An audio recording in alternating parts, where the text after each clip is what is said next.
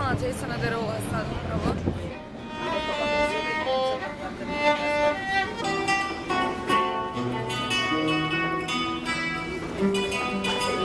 Malo mi je bed.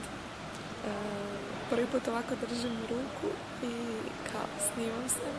Uvijek to radi moja seka, ali sad je nema. Od svega nema nikog. Nigdje nikog. Meni i dalje sravno. Ok, mislim da pričam dovoljno glasno. Idem u London. To mi je najdraži grad na svijetu. Svaki put se iz početka oduševim što gradom, toliko i ljudima i smatram da jednostavno ima toliko toga za vidjeti da mi 100 puta otići tamo nije dovoljno. Stvarno bi voljela živjeti u Londonu. One day.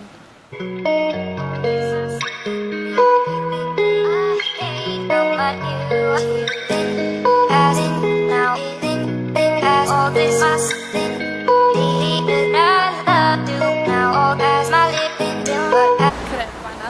Nakupovala sam hrane, jedva čekam doći u stan. Cijeli dan sam bila na aerodromu i samo sam jela na račun aviokompanije. Ali dobro, nije ni to loše. Ali, brate mili, da sam jedva dočekala ovaj London, jesam. Show. Ok, sinoć je bilo veselo. Ostali smo vani duže nego što sam planirala rozak, ali bilo nam je toliko dobro da smo morali ići. Iako sam poludila, mislim jednostavno ne mogu naviknuti da je sve tako skupo. Dakle, 800 funti za 3 osobe nauču noćni klub. Sad idemo vidjeti da imam Viki, ima trgovinu, moram se tim slikat tamo i da, malo ga napraviti ljubomornim. I on je meni slao slike s mora, pa sam ja bila ljubomorna.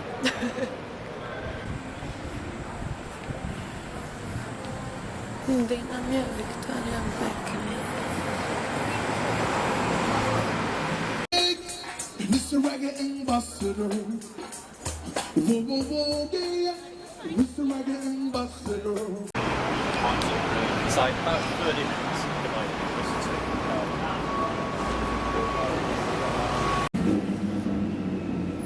Svaka želim živjeti u Londonu. Dakle, ljudi su genijalni, atmosfera je genijalna, sve je toliko pozitivno, toliko dobro, nema stresa.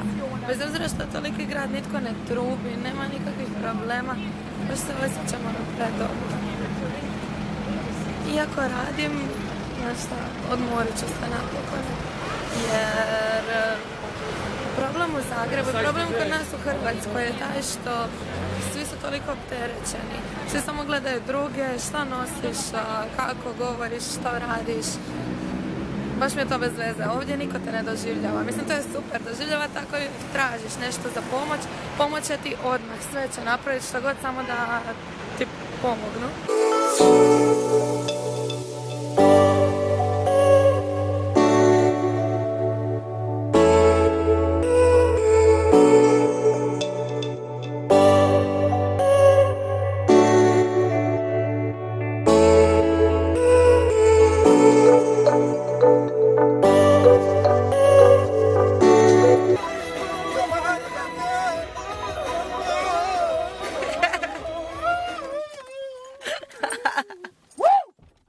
Kamera ovako ne bi se skužila da nisam iz Londona. Pa kad sve preslagak mi je kod već sam se naučila. Ili sam se izgubila, čekaj.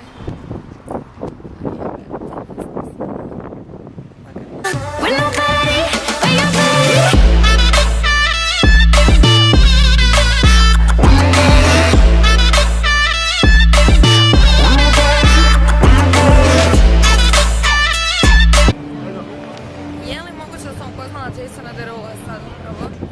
Mislim, slušam svakakvu glazbu, ali ne gledam spotove, to mi je najveća greška i ne pamtim ko pjeva koju pjesmu. I bila sam u Supremu, kupila sam sveki poklan za krizu, jedva čekam je pokazati, mislim da će past u nesvijest. I uglavnom komentirala sam kape s nekim frajerom koji mi je užasno ličio na Vikenda.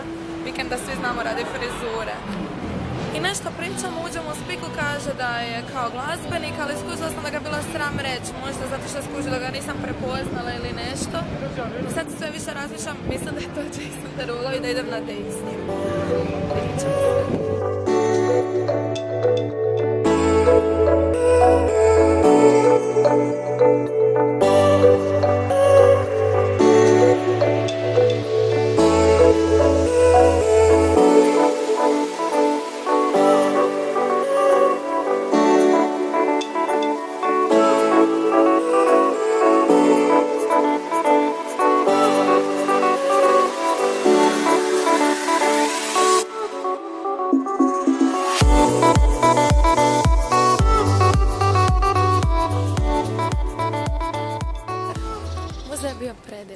stvarno mi je žao što se ne može svaki dio snimiti, da vam pokažem malo što se sve doživi unutra i koliko zapravo je bitno oglašavanje, kampanje i sve ovo što se svakodnevno trudimo raditi, jer to je izgradnja brenda.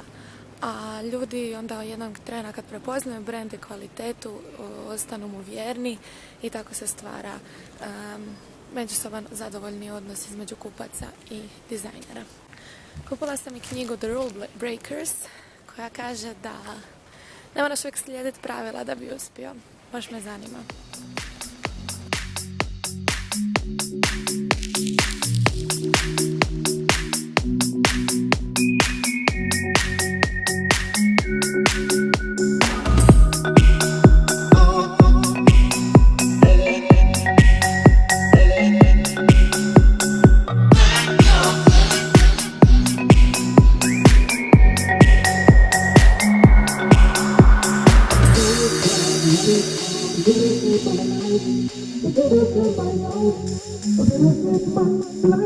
Thank God, let it all. The goodest in my life.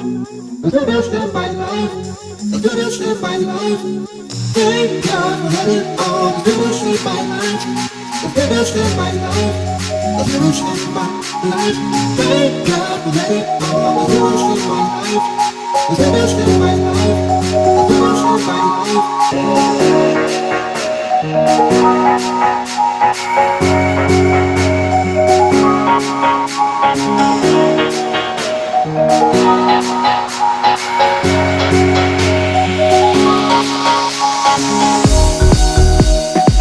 Malo sam ljuta, izgledam narančasto. Uopće se nisam tako loše našminkala. Zapravo uživo izgledam fakat okej. A gledam ove videiće sve jednako. Video?